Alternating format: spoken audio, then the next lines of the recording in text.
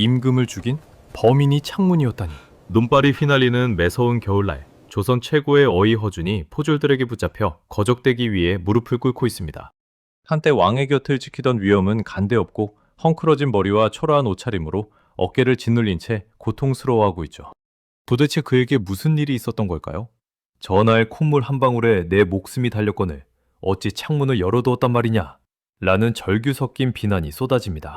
사건은 어느 깊은 밤 임금의 침실에서 시작되었습니다. 어둠 속에서 촛불이 위태롭게 흔들리고 닫혔어야 할 창문 틈새로 하얀 서리가 맺힐 정도의 차가운 소용돌이가 들이닥칩니다.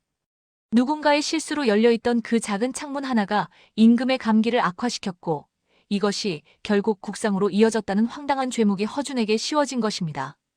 붉은 먹새로 선명하게 적힌 탄핵 상소문이 궐 마당에 산처럼 쌓이기 시작합니다.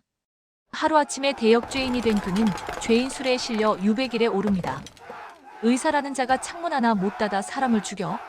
라는 백성들의 조롱과 돌팔매질이 이어지고 그 와중에 진흙탕에 떨어져 짓밟힌 그의 낡은 침통은 허준의 무너진 자부심을 상징하는 듯합니다. 가장 높은 곳에서 가장 낮은 곳으로 추락한 그는 텅 빈 유배지 방 안에서 차가운 달빛을 보며 깊은 절망에 빠집니다. 하지만 허준은 그곳에서 멈추지 않았습니다. 그는 오히려 유배지의 척박한 환경에서 고통받는 평범한 백성들을 마주합니다. 7살 어린아이에게 정성껏 침을 놓으며 그는 의사로서의 사명을 다시 깨닫습니다.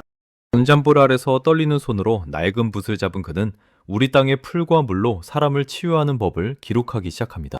수천 권의 의서를 넋나간 듯 바라보던 고뇌는 사라지고 오직 속죄와 구원을 향한 집념만이 종이 위를 채워갑니다.